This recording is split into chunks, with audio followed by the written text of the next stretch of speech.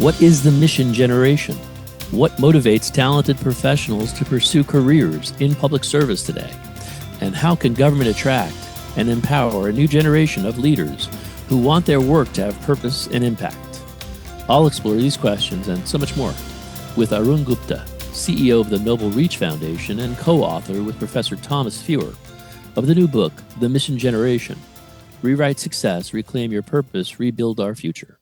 You wear many hats. You're CEO of Noble Reach Foundation, a venture capitalist, right, lecturer at Stanford University, adjunct professor at Georgetown.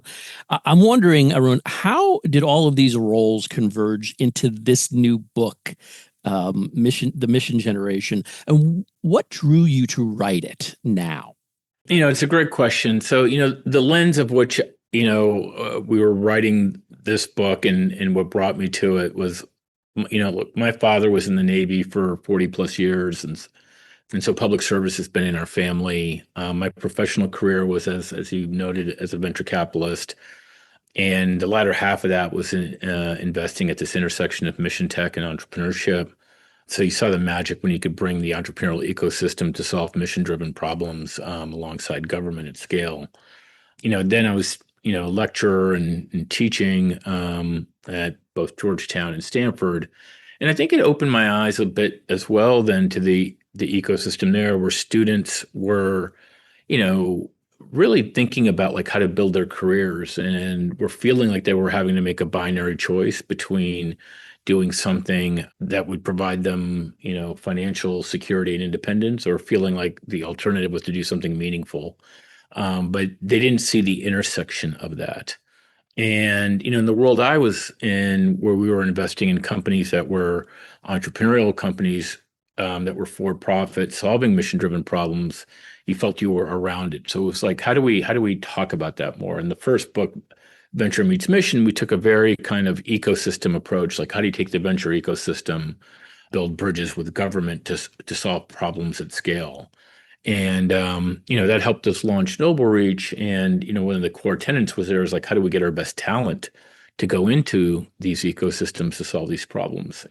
I think as we were launching these programs and, finding ourselves in different, settings, talking about that, you realize that, people were all searching for the same thing, and that was purpose right now. And that, in a world that was changing very rapidly, between geopolitically, technologically, environmentally, great power competition, there's a lot of uncertainty. But the only stabilizing force in that was really kind of mission and purpose. And we saw that in the numbers with the people always used to ask us, like, how are you going to convince young folks to want to go into public service? And, our theory of change was actually people really want to. The problem is we haven't modernized the infrastructure, the language, the systems to be able to connect them to these kinds of mission-driven opportunities. And, as we saw the recruiting numbers kind of, in 2 years, our applicant pool, went up 10x. It spoke to that there's something more meaningful there. And as I would share this with folks, it was really this notion of like, it would be great to highlight that, right? Like if you can't see it, you can't be it. And sharing stories of people doing it, what they were getting out of it. And that we were in a point in time right now where, and I think the 250th honestly plays into this as well, where I think there's a more visible dialogue taking place of like, what's our civic compact look like, a sense of civic renewal. And, most importantly, how does personal ambition coexist with civic responsibility? Right. And that needs to be an and, not an or. And so, I think with everything going on, about a year ago, we felt like it was the right time, if we could, to push and get something out there that captured what we were seeing, at least through our programmatic view, and then highlighting stories of people that were, bridging these two narratives. So, Arun, let's start off with the foundational idea. Who exactly is the mission generation, and why does the book insist that this isn't a generational label defined by birth year? So it's interesting. We started, if I'm honest about it, we started thinking about the mission generation as being this next generation coming in. And as I alluded to earlier, as we started chatting with mid-career folks at the tech and in business and government and even academia, and then even late career folks, we realized that the notions were very similar, and that what the two core themes was that people were looking for pathways to kind of combine personal ambition and civic responsibility. And, as a result, like we don't think this is something that only younger folks are feeling and addressing, but, the mid-career person that spent 15 or 20 years in whatever their role may be is feeling that same sense of like, how do I give back? How do I get meaning out of what I'm doing? And look, my cohort of folks that are now maybe starting to become empty nesters, as we think about our next phase, we think about ourselves as probably having another 20, 25 years in us, right? And so the way you think about like how you spend that changes. It's one thing when you think you have like a 5 or 10 year run ahead of you, but when you start thinking of 2025, you're really thinking about like, what am I building? What's my legacy? What does it play out to? And what I found is the common theme with a number of those folks that are able to bridge that is being able to have these nonlinear careers where you work across different sectors, build networks across different groups. And for the younger folks, what we're trying to do is highlight that they can't see it, they can't be it, right? And so how do we show stories of people that have done it? And that's why we have found, the uniting theme around the mission generation as being not just one defined by age, but really a mindset of look, I want to do well. There's nothing wrong with wanting to have financial security. I mean, that's like a basic need and necessity. But, I think we're also thriving. How do I combine that with a sense of connectedness and civic responsibility?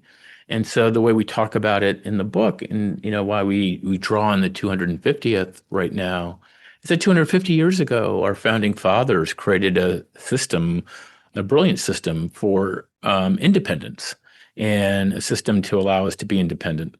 And I think that, the opportunity for the mission generation is now to take that and, build a system for interdependence, right? So that we create more of these crosswalks where people can, we recognize we are actually still dependent on one another.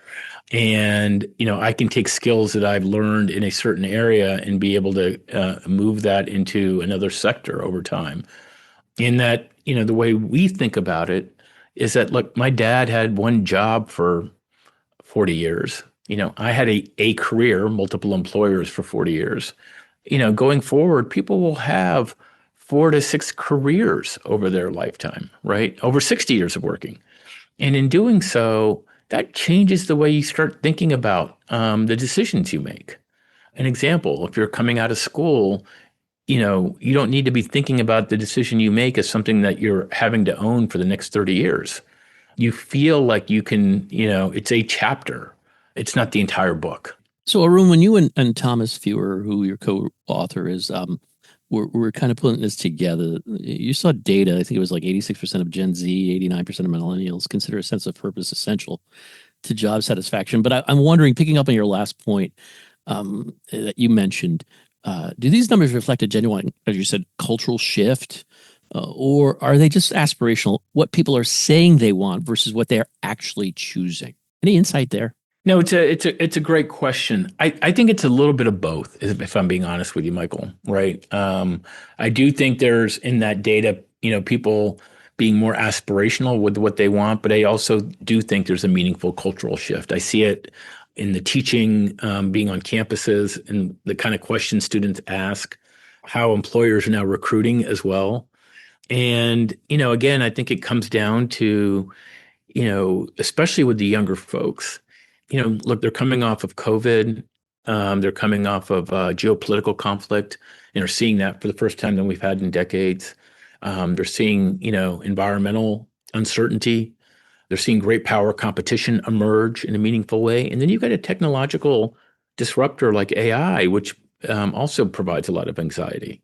And so I think with that, and this is what we kind of pose in the book, when things are changing so rapidly around you, what we say is that like we think mission and purpose are going to be your only stabilizing force.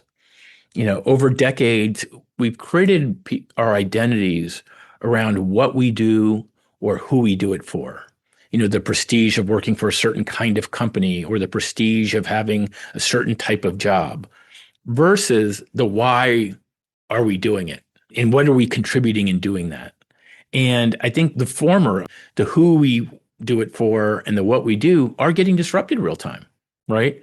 And when you just go and follow the herd with wherever the career centers are telling you to go work, it can be disorienting when the game changes because you haven't really centered yourself around mission or purpose.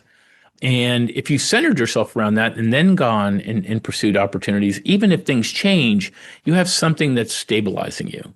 And so I think that is a cultural shift that we're seeing. Having said that, right, and the reason I say it's both is I still think our systems are pointed to the old scripts, right? So our systems don't support what I'm just saying, right? And so that's why I think it's a little bit of both. I think the individuals, there's a cultural shift, but at a systemic level, we need changes in the system. We need changes. And when I say changes in the systems, this isn't like regulatory or anything like that. This is like how we think about it, how we talk about it, how we talk about success. Those are the kinds of things that we need to kind of, how do we show stories of nonlinear careers? How do we show young folks that, their first job doesn't define what they're going to do for the rest of their life? Those are all small things that have big ripple impact. And, I think that's what we're trying to hit at. This has been a great setup because I think the book itself, the frameworks in the book, they're really practical. And you introduced in the book the Compass Capital, 6 forms of capital: mission, trust, health, learning, experience, and financial. Can you walk us through the framework? Why structure it this way? And why does it matter for how people in or considering government careers should think about their own development?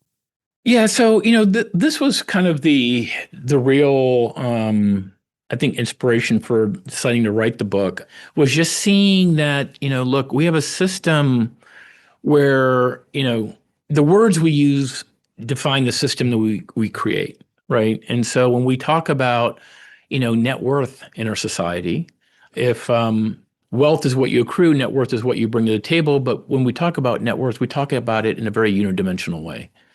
Net worth usually means how much do you have in your bank account. I don't think people conflate it with anything else. And so if that's the case, then the decisions you make and the systems you create, circle that and reinforce that. And what we were trying to highlight here, and this is the benefit of looking back on my career, right, and giving whether it be my own kids or my 22-year-old self advice, anyone that's had that, they realize that like a successful career is far more than that. Right. And but how do you put language around it that, frankly, has it feel like capital and has the same dynamic of like financial capital? And what I mean by that is that you invest in it over a period of time. The earlier you invest in it, the more it can compound over a period of time. You're not investing the same amount every year, but doing a little bit all along the way helps you. And so what we try to highlight with the frameworks is beyond in with the very basic baseline of like, we acknowledge financial capital is important, right? Like, this is not about like, let's just all be altruistic and not have to worry about that. Like people's financial security is incredibly important. But along with that, right, when you think about like how you think about your own personal balance sheet or your portfolio view, and you think about, how those compound when giving advice to young kids is that like, look, trust capital is incredibly important. What's trust capital? The relationships, the networks you build. Invest in those early on because those will compound over years. And I look at my own career 30 years later, like the relationships I built in my late 20s and early 30s, are allowing me to do things today that I would have never imagined I could do. Learning capital, the capacity to continue to learn, right? We have institutions that still kind of are telling you like, hey, we're preparing you for a career and here's the skills you need for that career. And we're seeing with AI that that's constantly going to get blown up and change. The only thing that's going to keep you ahead is curiosity. That's what people bring. Experiential capital, this gets to the point of like, if AI can go deep, like really what helps define you over time is like the different experiences you have, right? Like the fact that I can look at the same data set as someone else, but if I've only done, I've been, in one sector, I'm going to look at it one way. But if I've been in 3 or 4 different environments, whether it be geographic locations or size of company or entrepreneurial, different sectors, and I see the same data, I'll process that differently. And that's deeply human. Health capital, right? Like we downplay this, in our culture, but obviously, and there's a lot more now being written about it, but the importance of taking care of your health, right? And being sustainable. Again, as people are going into this, they're going to be now working for 60 years, right? And so even the idea of like, how do you pace yourself for that? How do you taking career breaks can become a norm in this context. And then finally, mission and impact. At the end of it all, like we believe that meaning and financial capital don't need to be opposing each other; they should be aligned. And so we propose the framework there also because we believe experience, learning, health, trust, and mission, those are deeply human qualities, right? So in a world where everyone's like, oh my God, AI is going to disrupt everything, like what human qualities do you bring to the table? And we think these are what they are. We share it through stories of people that have used that to really, build their career in a meaningful way. And so that's how we kind of came up with the framework and why we structure it the way we do. And so, look, I think it has very different ways of looking at your careers. Back to the way we do the Noble Reach Scholars Program. Like when I go to talk to students, I don't say like, hey, come in and be a public servant. I just say like, why not have one of your careers be public service? What it does is it lands differently because they look at it and go like, oh, good. I don't have to make a decision for life right now. I'm not ready to. I'd actually like to learn more about what I care about, what I want to do.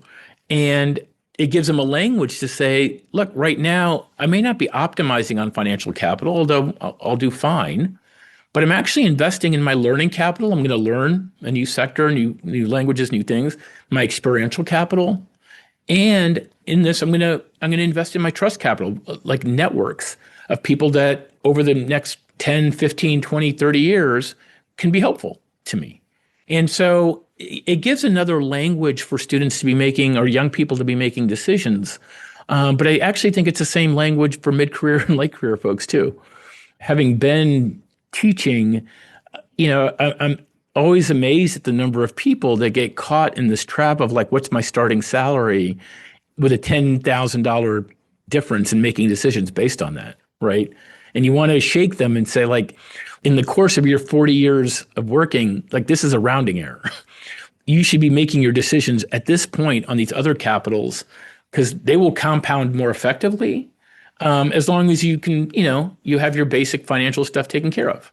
And so that was a lot of what was driving it, was just seeing this firsthand with how I thought students were making decisions, arguably against their own personal interest, but because it's the script that they were given that they should be maximizing on.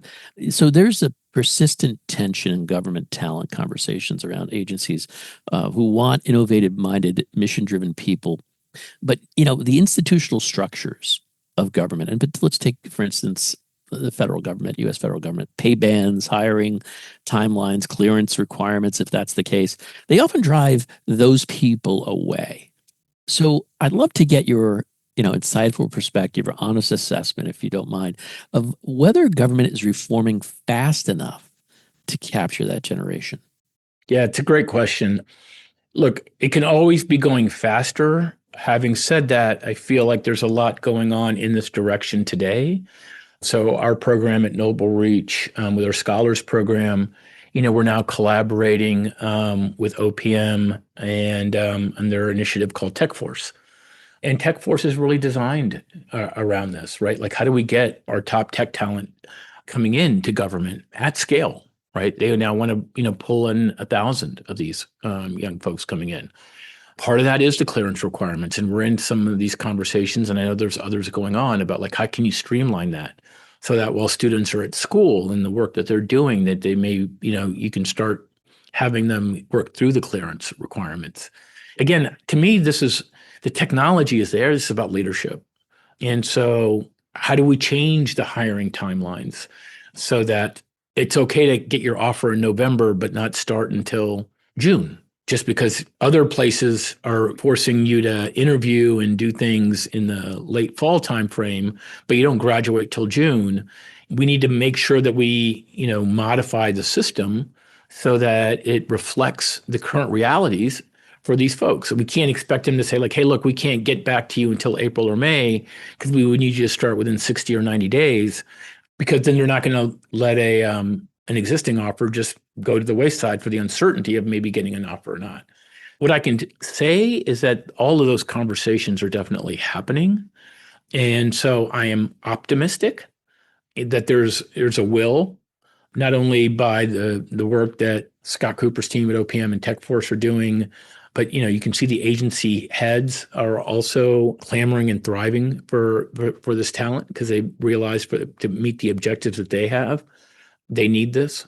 And then also as far as the pay bands go, I think the pay bands widen obviously in the mid-career piece.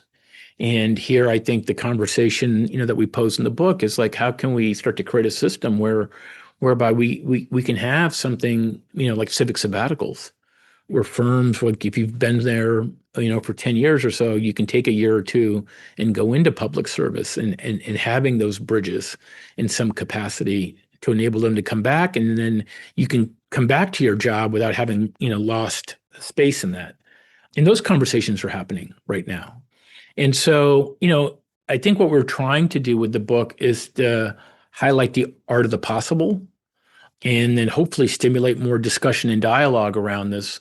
But also, the reason I think I'm cautiously optimistic is that, again, with leaders that we talk to in industry and tech or finance or business, but also with academic institutions and government agencies, there's a willingness to kind of say like, hey, look, how can we do this differently?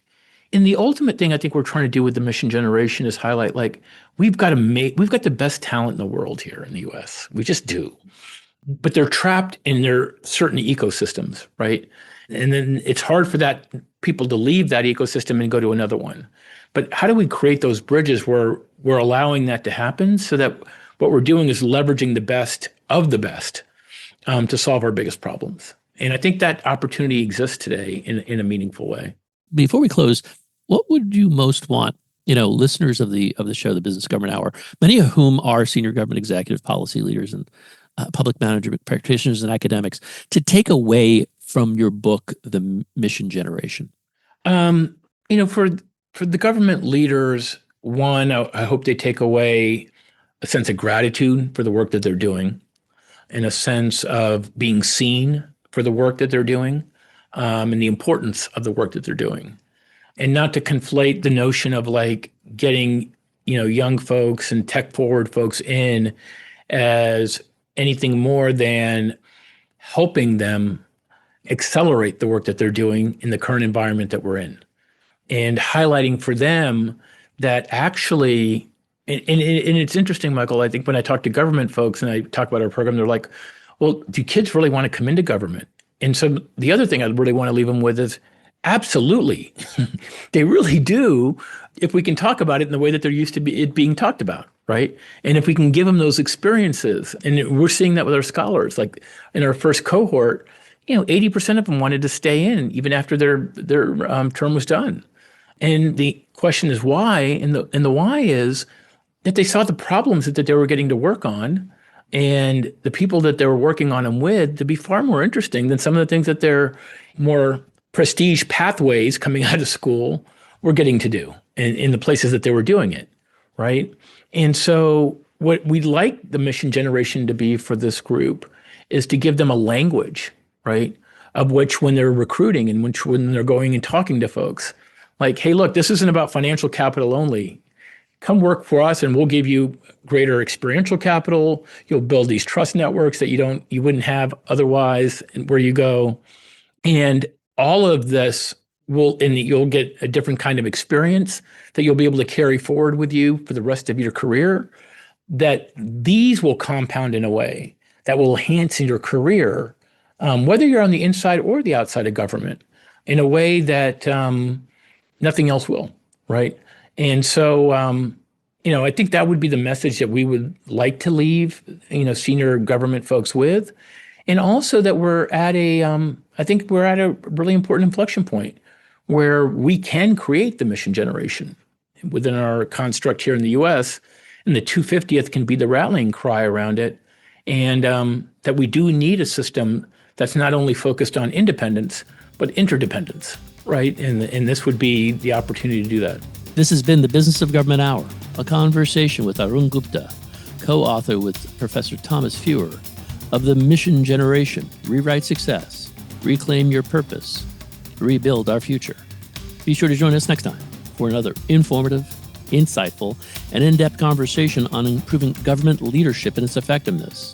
Until then, subscribe, download, and listen to the entire interview at Apple Podcasts, Spotify, Audible, or on your favorite podcast app, and as always at businessofgovernment.org.